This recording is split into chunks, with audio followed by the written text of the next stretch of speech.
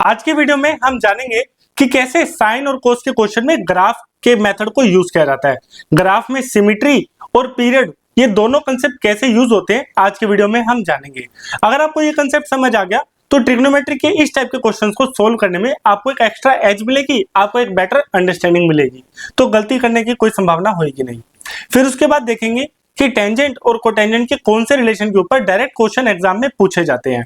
ठीक है, तो इसी के साथ हम आज का वीडियो स्टार्ट करते हैं। वीडियो शुरू से एंड तक जरूर देखना, आपको काफी कुछ सीखने को मिलेगा और काफी आपको एक्स्ट्रा अंडरस्टैंडिंग मिलेगी। तो आइए वीडियो स्टार्ट करते हैं।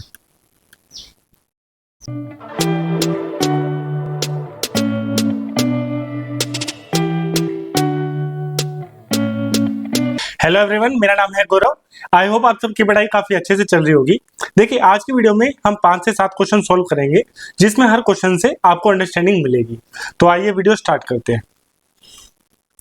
देखिए, आज का पहला क्वेश्चन है, आपको गिवन है कि एक एंगल ए है जिसकी वैल्यू 45 डिग्री से 540 डिग्री के बीच में है और साइन ए की वैल्यू 0.5 मतलब 1/2 गिवन है। आपको वैल्यू फाइंड आउट करनी है a/3 की। देखिए, हमें पता है कि जो साइन का ग्राफ है, साइन का जो ग्राफ है वो कुछ इस तरीके से है कि साइन 0 डिग्री पे उसकी वैल्यू 0 होती है और 2 पाई साइन का पीरियड होता है। मतलब साइन का जो ग्राफ है वो 2 पाई पीरियड के बाद रिपीट होता है। मतलब हर 360 डिग्री के बाद साइन ग्राफ की वैल्यू रिपीट होनी स्टार्ट हो जाती है। तो ये हमारा है 2 पाई, ये है पाई और ये है हमारा पाई/2 90 डिग्री। ठीक है, अब ये चीज हम सबको पता है कि जो साइन 30 की वैल्यू है, साइन 30 की वैल्यू है वही होती है 1/2 और क्वेश्चन में वो गिवन है 0.5। ठीक है, तो इसका मतलब जो एंगल ए है, अगर एंगल ए में 30 डिग्री ले लूं तो साइन ए की वैल्यू मुझे 0.5 या 1/2 मिल जाएगी। लेकिन यहाँ पे कंडीशन गिवन है कि एंगल ए की वैल्यू 45 डिग्री से 540 के बीच में है। इसका मतलब एंगल ए 45 डिग्री से छोटा नहीं हो सकता।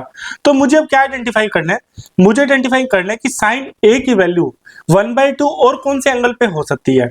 तो एक यहाँ पे सिमेट्री का कंसेप्ट मैं आपको बताना चाहूंगा, बहुत ही इंपॉर्टेंट है। सिमेट्री का कंसेप्ट क्या बोलता है कि जितना आप 90 डिग्री से बैकवर्ड जाएंगे, मैं यहां लिख देता हूं, जितना आप 90 डिग्री से बैकवर्ड जाएंगे, मान लो 90 डिग्री से 60 डिग्री बैकवर्ड गया तो 30 डिग्री पे साइन 30 की वैल्यू मुझे 1/2 मिली है। ये पहली बात कि 90 डिग्री से 60 डिग्री बैक जाने पे साइन 30 पे वैल्यू मुझे 1/2 मिली है।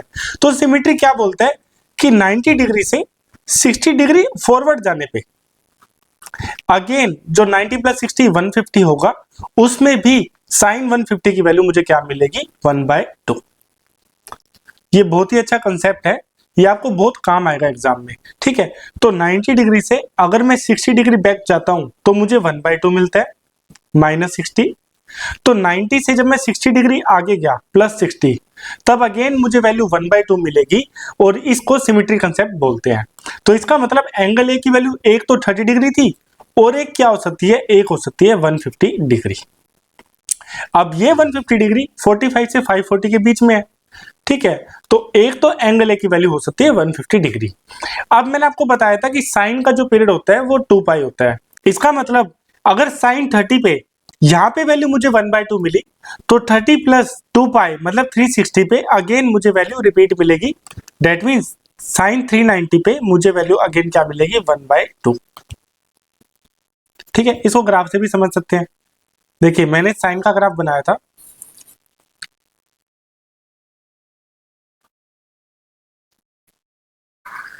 ठीक है, कुछ इस तरीके से साइन का ग्राफ होता है। मैंने आपको बताया कि साइन 30 डिग्री पे वैल्यू मुझे 1/2 मिली है। ये वैल्यू है 1/2 और ये है हमारा 30 डिग्री एंगल। मैंने आपको बोला कि साइन ग्राफ का जो पीरियड होता है वो 2 पाई होता है। 2 पाई मतलब 360। जब मैं इसमें अगेन 360 ऐड करूंगा तो 360 ऐड करने पे यहां मुझे वैल्यू अगेन क्या मिलेगी? 1/2 कुछ यहाँ पे। और ये एंगल कितना होगा? ये एंगल होगा 30 + 360 दैट विल बी 390।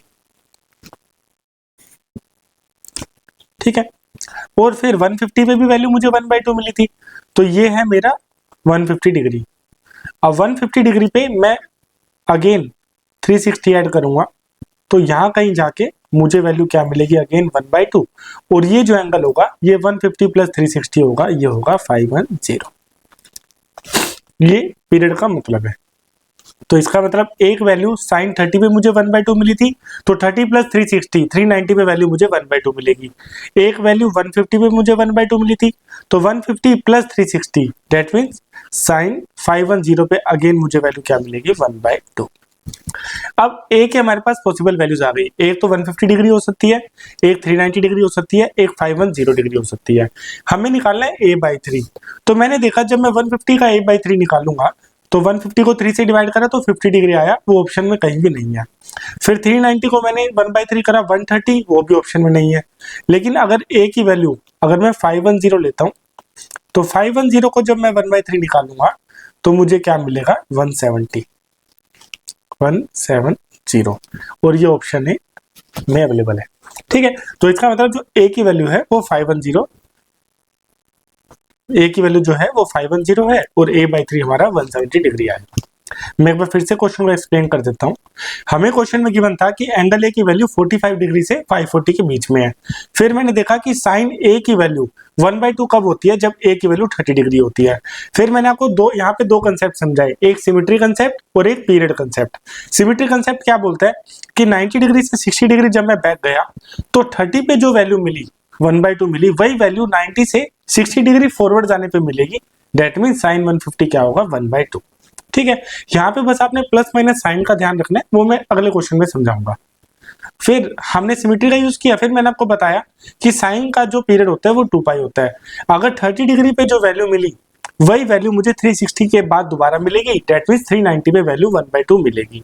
फिर मैंने आपको बोला कि 150 वैल्यू 1/2 मिली थी, तो 150 में 360 ऐड करेंगे तो 510 पे अगेन मुझे वैल्यू 1/2 मिलेगी। तो मैंने 510 को जब 3 से डिवाइड करा तो 170 मिला और वो ऑप्शन में था, तो ऑप्शन ए इसका करेक्ट आंसर है।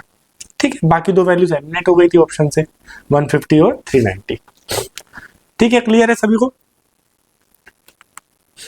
देखिए इस क्वेश्चन में हमें थीटा की वैल्यू निकालनी है और गिवन है कि cos थीटा जो है वो -√3/2 है।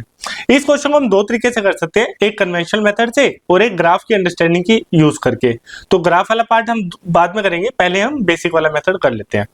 देखिए हमें पता है कि हमें cos 30 की वैल्यू जो होती है cos 30 उसकी वैल्यू होती है -√3/2। cos 30 की वैल्यू होती है √3/2। तो मैं क्या करूंगा, मैं लिख लूंगा यहाँ पे cos theta is equal to में माइनस, अब √3/2 जो हम क्या लिख सकते हैं cos 30 डिग्री या फिर π/6। ठीक है, मैंने आपको पिछली वीडियो में बताया था कि अगर डिग्री से रेडियन में कन्वर्ट करना हो, डिग्री से रेडियन में कन्वर्ट करना है, अब रेडियन वाला पार्ट ऊपर है तो आप मल्टीप्लाई करेंगे π/180 से, और जब उल्टा करना हो मतलब रेडियन से डिग्री करना हो, रेडियन से डिग्री करना हो, अब डिग्री में कन्वर्ट कर रहे हैं तो 180 वाला पार्ट ऊपर आएगा, तो 180/π से मल्टीप्लाई करेंगे। अब यहाँ पे 30 डिग्री है तो 30 डिग्री को हम रेडियन में कन्वर्ट करने के लिए π/180 से मल्टीप्लाई करेंगे, तो ये आ जाएगा π/6। ठीक है, बहुत ही बेसिक सी बात है।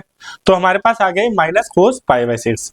अब जैसे मैंने यहाँ पे -cos थीटा देखा, मुझे पता है कि cos π-थीटा जो होता है वो होता है -cos थीटा। ठीक है, तो इसका मतलब अगर मैं थीटा की जगह π/6 रखूंगा तो cos π-π/6, थीटा की जगह मैं π/6 लिख रहा हूं तो इसकी वैल्यू आ जाएगी -cos π/6। अब ये जो -cos π/6 है इसी जगह हम लिख सकते हैं cos π-π/6। ठीक है, तो cos theta is equal to में cos π-π/6, तो इसका मतलब थीटा की वैल्यू क्या है π-π/6, दैट मींस 5π/6, 5π/6। तो ऑप्शन डी इसका करेक्ट आंसर है। ठीक है, अब इसमें दो चीजें मेरे को आपको बतानी है। पहली बात तो अगर मान लो ऑप्शन में 5π/6 ना होता तो आप क्या ऑप्शन सिलेक्ट करते? तो इस चीज को हम ऐसे देख सकते हैं कि मैंने आपको बताया था जो कोस का जो पीरियड होता है वो होता है 2π का, कोस का जो पीरियड होता है वो होता है 2π का। मैंने आपको बोला अगर ऑप्शन में 5π/6 ना होता, अगर मान लो 5π/6 ना होता तो आप क्या ऑप्शन सिलेक्ट करते?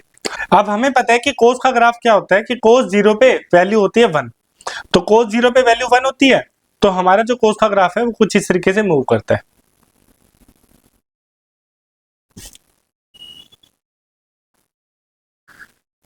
ठीक है, और ये एंड सो ऑन चलता रहेगा ऐसे। अभी हमने निकाला कि 150 डिग्री पे, ये 180 पे वैल्यू -1 होती है, तो 150 डिग्री पे मतलब 5 पाई बाय 6 पे हमें जो वैल्यू मिली वो मिली -√3/2। ये वैल्यू जो है वो है -√3/2। अभी मैंने आपको पिछले क्वेश्चन में बताया था कि अगर 180 डिग्री से 30 डिग्री बैक -√3/2 मिल रही है, तो एक चीज यहाँ पे तो देखिए कि यहाँ पे भी तो वैल्यू -√3/2 मिल रही है, तो 180 से 30 डिग्री फॉरवर्ड अगेन हमें वैल्यू -√3/2 मिल रही है। तो एक तो 5 पाई बाय 6 पे 5 पाई बाय 6 या फिर 150 डिग्री पे वैल्यू -√3/2 मिली थी कोस की, और एक 30 डिग्री प्लस मतलब 210 डिग्री। 210 डिग्री कितना होगा, pi plus pi by 6, 7 pi by 6, तो 7 पाई बाय 6 इस पे भी वैल्यू हमें कोस की -√3/2 मिलेगी। ये तो पहली चीज नोट कर ले, ठीक है। तो ऑप्शन में अगर 5 पाई बाय 6 ना होता, ऑप्शन में 5 पाई बाय 6 ना होता, तो ऑप्शन में अगर 7 पाई बाय 6 होता तो हम वो भी सिलेक्ट कर सकते थे, पहली बात। फिर दूसरी बात, हमें पता है कि कोस की वैल्यू हर 2 पाई के बाद रिपीट होनी स्टार्ट हो जाती है, तो अगर यहाँ पे वैल्यू 5 पाई बाय 6 पे -√3/2 है, तो 2 पाई डिग्री प्लस मतलब 360 डिग्री के बाद अगेन हमें वैल्यू -√3/2 मिल रही है, तो 5 पाई बाय 6 प्लस 2 पाई ये भी एक ऑप्शन हो सकता था। इस पे भी कोस की वैल्यू -√3/2 मिल रही है। अगेन 7 पाई बाय 6 पे वैल्यू हमें -√3/2 मिली, तो यहां से भी 360 डिग्री आगे जाने के बाद हमें अगेन वैल्यू क्या मिल रही है, -√3/2। तो 7 पाई बाय 6 में हम 2 पाई ऐड करेंगे, तो एक ये भी ऑप्शन सही आंसर हो सकता था, ठीक है। तो कहने का मतलब यहाँ पे ऑप्शन में 5 पाई बाय 6 था तो हमने सिलेक्ट कर दिया, अगर 5 पाई बाय 6 प्लस 2 पाई होता तो वो भी सही आंसर होता, और 7 पाई बाय 6 होता वो भी सही आंसर होता, और 7 पाई बाय 6 प्लस 2 पाई होता तो वो भी सही आंसर होता। मतलब इस अंडरस्टैंडिंग से ऑप्शन के हिसाब से आप आंसर सेलेक्ट कर सकते थे, ठीक है। आइए आगे बढ़ते हैं। कोस -7 पाई बाय 2 की वैल्यू निकालनी है। हमें पता है कि कोस माइनस थीटा जो होता है, कोस माइनस थीटा जो होता है उसकी वैल्यू होती है कोस थीटा। तो इसका मतलब कोस -7 पाई बाय 2 में हम माइनस को इग्नोर कर सकते हैं, तो हमारे पास बेसिकली गिवन है कोस 7 पाई बाय 2, 7 पाई बाय 2। अब हमें पता है कि 7 पाई बाय 2 बेसिकली क्या है, 3 पाई प्लस पाई बाय 2, या फिर हम लिख सकते हैं 4 पाई माइनस पाई बाय 2। तो हम इसको लिख लेते हैं कि ये है हमारा कोस 4 पाई माइनस पाई बाय 2। अब हमें पता है कि कोस 2 पाई माइनस पाई, कोस 2 पाई माइनस थीटा अगर मैं लिखूं, यहां लिख लेते हैं, कोस माइनस थीटा जो हमारा होता है वो होता है कोस थीटा। कोस पाई माइनस थीटा या 2 pi minus theta, 2 pi minus theta वो भी हमारा क्या होता है, कोस थीटा। क्योंकि बेसिकली 2 पाई के बाद कोस की वैल्यू रिपीट होनी स्टार्ट हो जाती है, तो कोस 4 पाई माइनस थीटा भी हमारा क्या होगा, 4 पाई माइनस थीटा भी हमारा क्या होगा, cos theta and so on. तो यहाँ पे हमारे पास कोस 4 पाई माइनस थीटा है, तो हम इसको लिख सकते हैं कोस थीटा मतलब कोस पाई बाय 2। अब कोस पाई बाय 2 की वैल्यू 0 होती है, तो हमारे पास ऑप्शन डी इसका करेक्ट आंसर है, ठीक है। देखिए इस क्वेश्चन में बताना है कि 0 से 90 डिग्री में कौन से फंक्शन की वैल्यू कंटिन्यूअसली इंक्रीज करती है। मैंने आपको बताया था ग्राफ जब समझाए थे कि 0 से 90 में साइन और टेंजेंट ग्राफ इंक्रीज करता है, तो हमारा ऑप्शन सी करेक्ट आंसर है। सेकेंड ग्राफ भी इंक्रीज करता है। आइए मैं आपको ग्राफ दोबारा से बता देता हूं। देखिए जब हमने डिस्कशन किया था मैंने आपको बताया था कि 0 से 90 में साइन का ग्राफ क्या होता है, हमारा इंक्रीजिंग। अगर साइन का ग्राफ इंक्रीजिंग है तो इसका इनवर्स कोसेकेंट का ग्राफ 0 से 90 डिक्रीजिंग होगा। फिर मैंने आपको बताया था कि कोस का ग्राफ 0 से 90 डिक्रीजिंग होता है। अब कोस का ग्राफ 0 से 90 डिक्रीजिंग है तो इसका इनवर्स सेकेंट का ग्राफ 0 से 90 इंक्रीजिंग होगा। सिमिलरली टेंजेंट का ग्राफ 0 से 90 इंक्रीजिंग होता है तो इसका इनवर्स कोटेंजेंट का ग्राफ 0 से 90 डिक्रीजिंग होगा।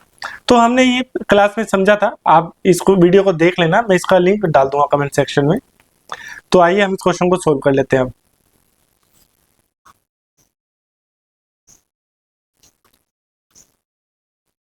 देखिए इस क्वेश्चन में हमें पता है कि टेंजेंट का ग्राफ इंक्रीजिंग होता है। अब कोस का ग्राफ 0 से 90 क्या होता है, डिक्रीजिंग, ठीक है। तो ये हट गया।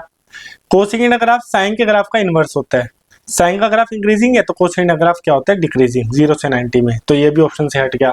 कोटेंजेंट ग्राफ 0 से 90 क्या होता है, डिक्रीजिंग, तो ये भी ऑप्शन से हट गया। तो ऑप्शन सी ही इसका करेक्ट आंसर है, क्योंकि टेंजेंट ग्राफ 0 से 90 क्या होता है, इंक्रीजिंग। ठीक है, क्लियर है। अब देखिए दूसरा नया कंसेप्ट डिस्कस करते हैं। कई बार एसएससी में इस कंसेप्ट के ऊपर क्वेश्चन पूछे जाते हैं कि आपको गिवन होता है कि a plus B plus C की वैल्यू अगर 0 डिग्री है या 180 डिग्री है, तो पहला जो रिलेशन है वो है कि tan a plus tan b plus tan c, इसकी वैल्यू होती है tan a into tan b into tan c। ठीक है, तो इसको हम प्रूफ भी कर सकते हैं कि a plus B plus C की वैल्यू अगर 0 है तो c को उस साइड ले जाएंगे तो a प्लस बी क्या हो जाएगा, माइनस c। दोनों तरफ हमने tan कर दिया, तो tangent of a plus B का फॉर्मूला होता है tan a plus tan b 1 minus tan a tan b, tan a plus tan b divide by 1 minus tan a tan b, 1 minus tan a tan b, और tan minus theta हमारा क्या होता है, minus tan theta, तो ये आ जाएगा minus tan c। ठीक है, अब इसको सोल्व कर लेते हैं, तो हमारे पास आ जाएगा tan a plus tan b, इसकी वैल्यू है, अब उसको राइट साइड लेंगे तो ये आ गया minus tan c plus tan a tan b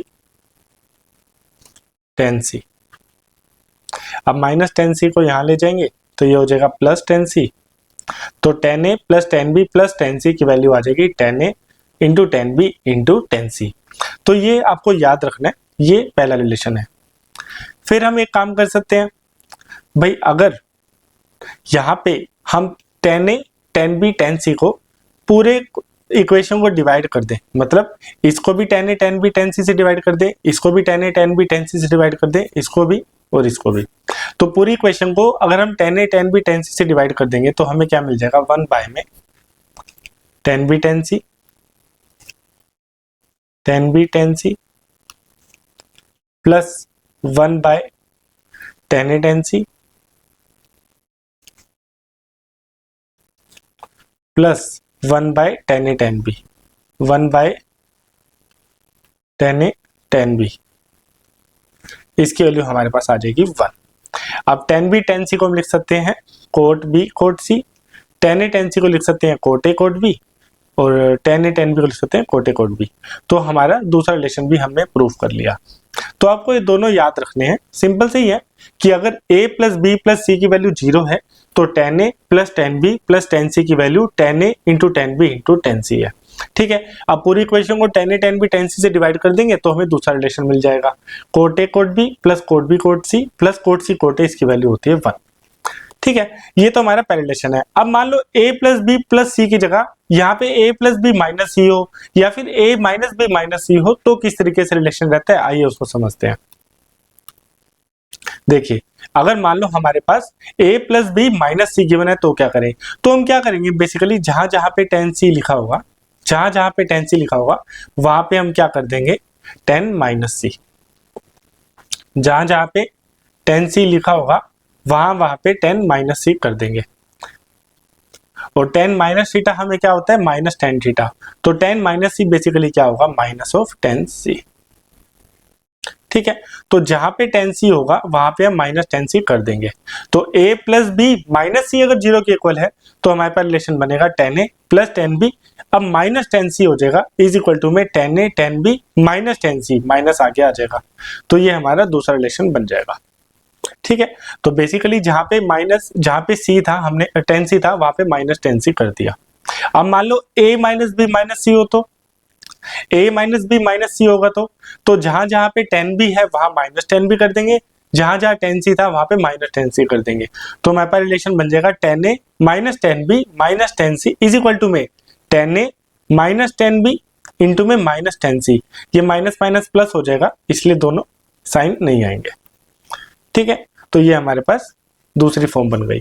तो बेसिकली हमारे पास a प्लस बी प्लस सी 0 हो तो भी रिलेशन यही रहता है, a प्लस बी माइनस सी हो या a माइनस बी माइनस सी हो, रिलेशन हमारा होल्ड करता है। ठीक है, अब आइए कुछ क्वेश्चंस कर लेते हैं। देखिए यहाँ पे हमें गिवन है कि a plus B minus is equal to में c, तो हमें tan a tan b tan c निकालना है। अब बेसिकली ये क्या है, ये है हमारा a plus B minus C is equal to में 0, ये रिलेशन हमें गिवन है। तो मैंने आपको क्या बताया था कि a प्लस बी माइनस सी 0 हो तो हमारे पास क्या रिलेशन बनेगा, हमारे पास बनेगा tan a plus tan b minus tan c is equal to में minus tan a tan b tan c। ठीक है, तो हम लिख लेते हैं, हमारे पास रिलेशन बनेगा tan a plus tan b minus tan c is equal to में minus of tan a tan b into tan c। हमारे पास क्वेश्चन में इसकी वैल्यू पूछी गई है तो इसको हम r मान लेते हैं। तो r की वैल्यू हमारे पास आ गई, माइनस का साइन उस तरफ ले जाएंगे तो ये हो जाएगा हमारे पास minus tan a minus tan b plus tan c।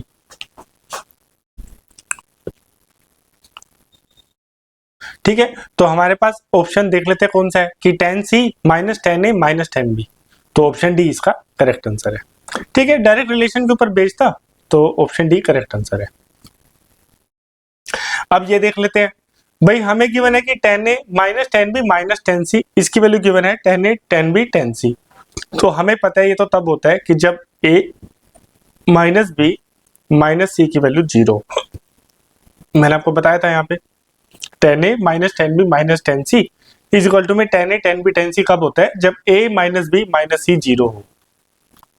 तो a minus b minus c 0 है तो हमारे पास a की वैल्यू क्या आ गई, a की वैल्यू आ गई b प्लस c।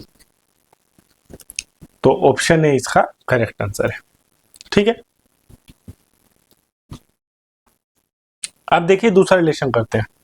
दूसरा रिलेशन क्या था कि अगर a plus B plus C की वैल्यू 90 डिग्री हो तो अब यहाँ पे 90 डिग्री है तो यहाँ पे कोट और रिलेशन होल्ड करेगा कि cot A plus cot B plus cot C, इसकी वैल्यू होगी cot A cot B cot C. ठीक है, ये मेन रिलेशन है। फिर साथ ही साथ अब हम पूरी इक्वेशन को cot A cot B cot C से डिवाइड कर देंगे तो हमारे पास आ जाएगा tan a tan b plus tan b tan c plus tan c tan a। तो ये दूसरा रिलेशन है। तो बेसिकली अगर a plus B plus C की वैल्यू 90 डिग्री है तो tan a tan b plus tan b tan c plus tan c tan a की वैल्यू 1 होती है। ठीक है, अब क्वेश्चन पे वापस आते हैं। यहाँ पे देखिए हमें गिवन है कि tan 27 tan 34 plus tan 34 29 plus 29 27। अब आप एक चीज देखिए 27 34 और 29, अगर मैं इन तीनों का सम करूंगा तो हमारे पास मिल जाएगा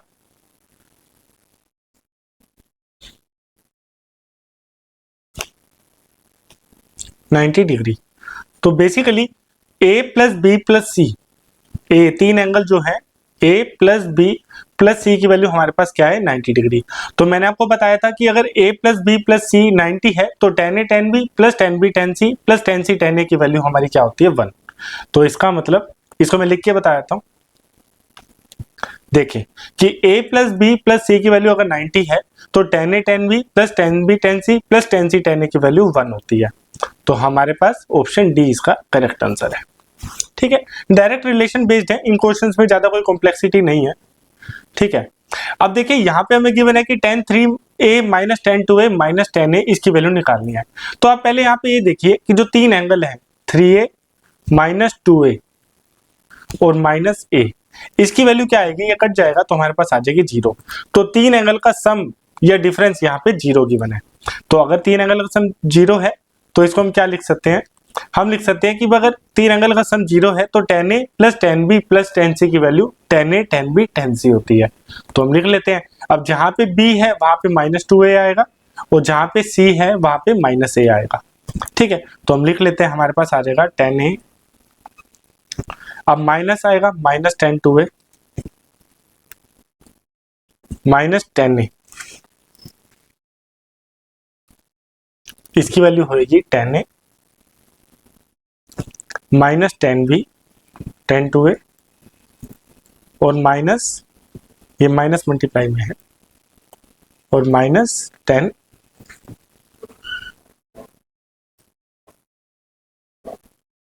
माइनस tan c। ठीक है, तो ऑप्शन में देख लेते हैं, हमारे पास ये जो लेफ्ट साइड है इसकी वैल्यू पूछी गई है तो ये हमारा r हो गया तो r की वैल्यू हमारे पास आएगी 10a, 10 2a और 10a। c नहीं आएगा, a आएगा, 10a। तो 10a, 10 2a, 10 3a का मल्टीप्लाई, ऑप्शन ए इसका करेक्ट आंसर है। ठीक है,